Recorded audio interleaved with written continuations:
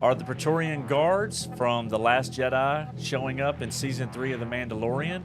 And what's happened to Moff Gideon's character? And what are the main rumors coming out of Mandalorian Season 3?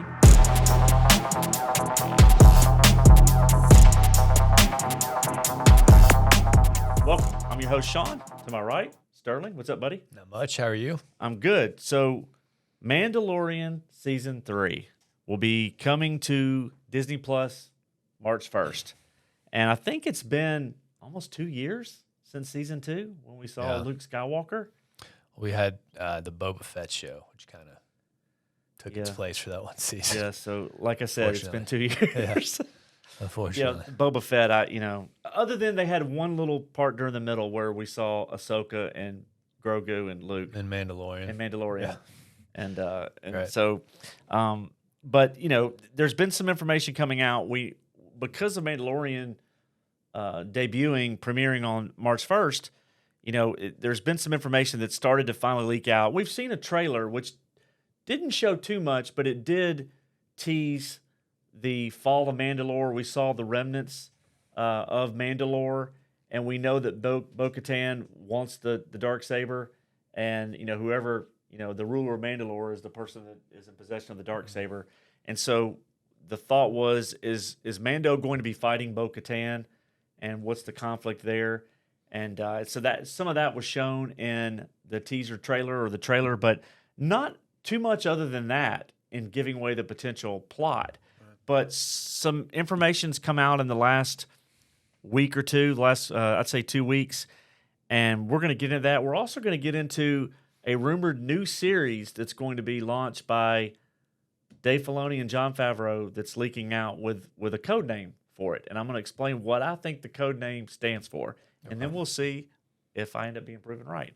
So first, let's get into some of the information that's come out by some of the reputable sources. If you check out Bespin Bulletin and even MakingStarWars.net, there's been rumors, even going back to last year, of images of Mando on the set fighting the Praetorian Guards that, if you remember, were in the movie Last Jedi, and they were in the red. They were the guards for Snoke, and they had the red armor, and some of the images that came out, and we'll put those on the screen so that you can see. They have a look of a Mandalorian helmet, so to speak, but it's all red. And the rumors are that the Praetorian Guards are going to be working for Moff Gideon.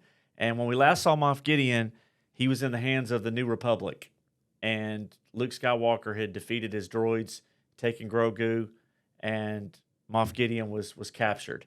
And so Moff Gideon will be breaking out of the New Republic prison in Season 3, and the Praetorian Guards will be working for Moff Gideon. So in essence, Moff Gideon is in a way Snoke before Snoke. So this takes place after the Return of the Jedi and before the events of the sequel trilogy. So we don't really know the true background yet of Moff Gideon, but we know the Praetorian Guards are going to be working for Moff Gideon. And we also know that because the guards show up and they're tying into Snoke, who was a clone, we know that Dr. Pershing is probably going to be figuring in the cloning story is going to be figuring into Season 3. And so how that plays into the larger story and what Moff Gideon's truly attempting to do when he had Grogu, the cloning is going to be part of that. And, first thoughts, tying into the cloning aspect of Moff Gideon. Is he trying to clone Emperor Palpatine? What are your thoughts around the prospect of seeing something that ties into the sequel trilogy in the Mandoverse? Don't like it? I hated the sequel trilogy, so I'd rather move away from that. I mean, it's okay if they try to make sense of what ended up being a complete mess, but using little bits and pieces, but not really. I mean, tying into the larger story. It made no sense to me. But they wrote that trilogy with no plan. They didn't plan it from the beginning, so that's why it just ended up being complete nonsense. I would rather than move away from that.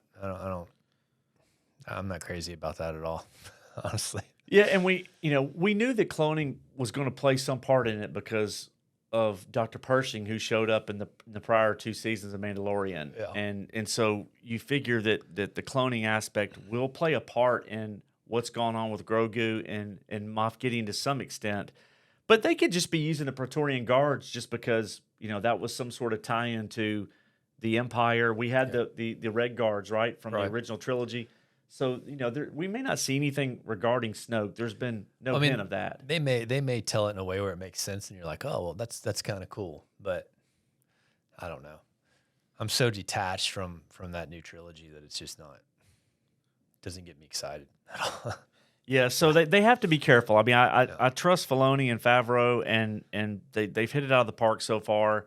I think that if they take what's good from the sequel trilogy or from other aspects of the Star Wars lore, little bitty things, and it doesn't really mess with the story that they already had planned for Mandalorian, that's fine. But I do agree with you. They got to be careful. I'd rather them go somewhere else and create something new with it.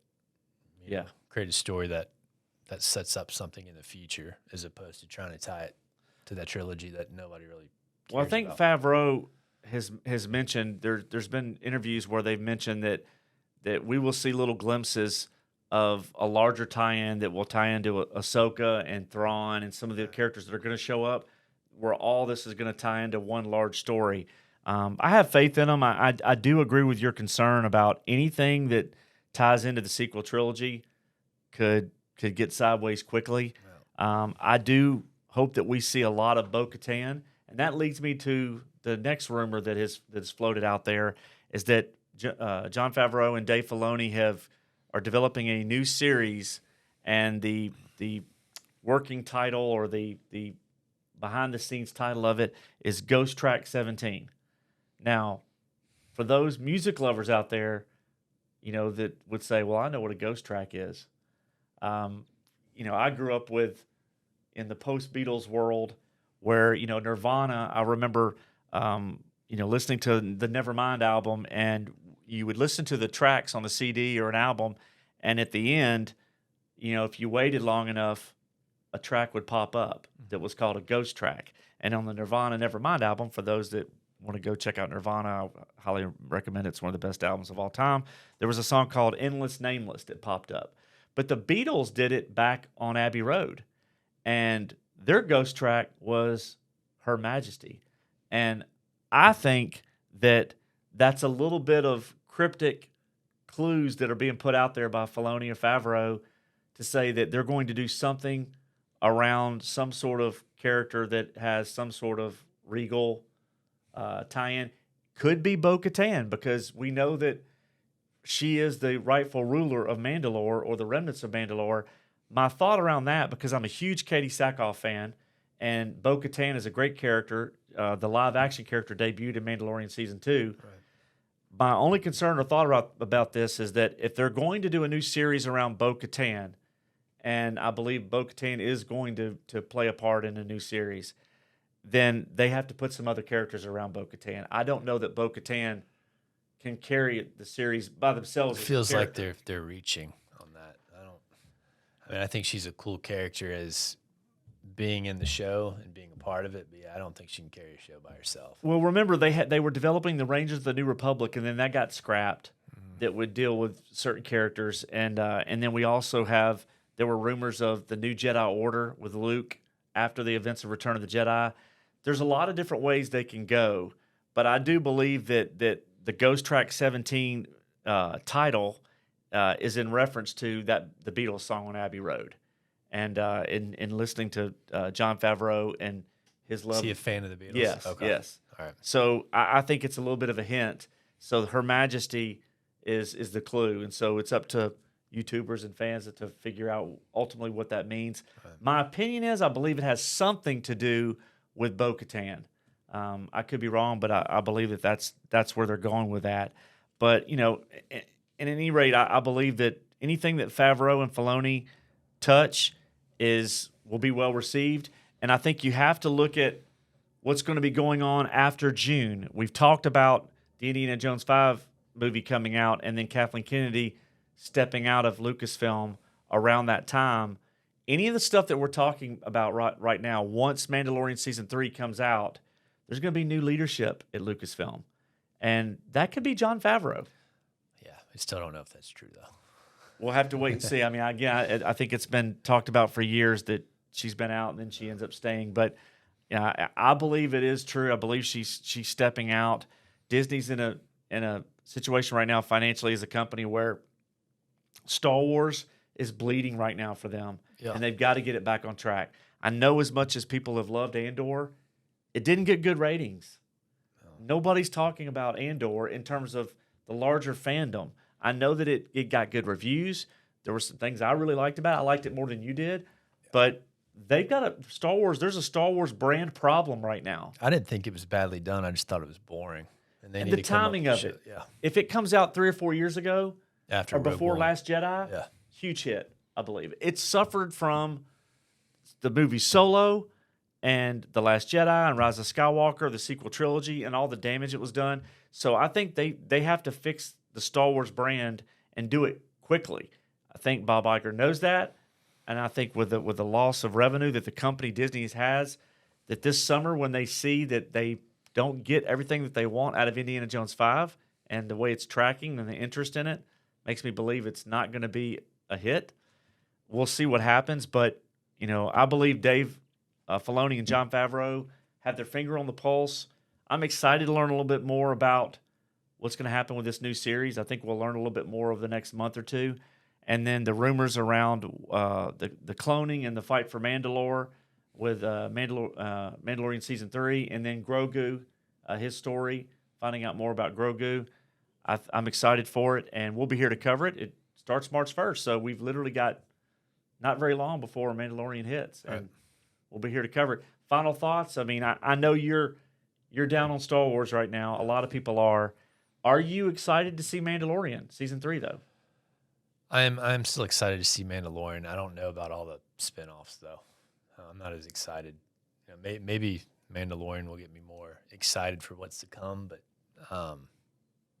yeah, I don't know. There's a lot of pressure on Mandalorian Season 3. Like I said, after Obi-Wan, it was just I was kind of done with being excited for Star Wars. It'll be interesting. There's with the reviews of Andor and people thinking it was well done, and it'll be interesting to see March 1st when Mandalorian hits. What does it do for the streaming ratings for Disney Plus and the interest in Star Wars again?